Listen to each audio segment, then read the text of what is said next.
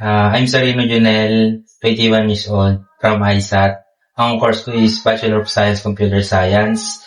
Ang number of hours ko is 500 hours. Then, ang management ko is assets. So, yung mga pinagawa sa akin is simple lang naman.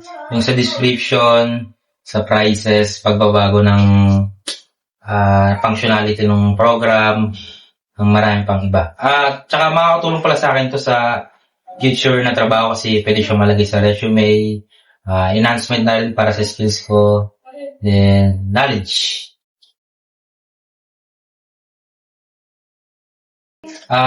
Maging pasensya sa bawat bagay-bagay kasi di lahat isasang-ayon sa'yo.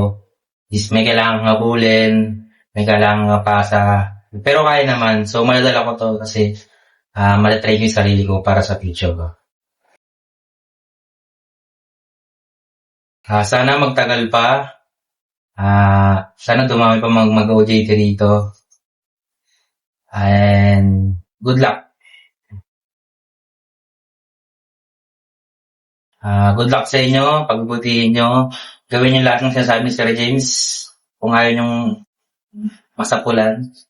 Then overall, goods naman. Ang ganda. Matutunan ka ng lesson dito.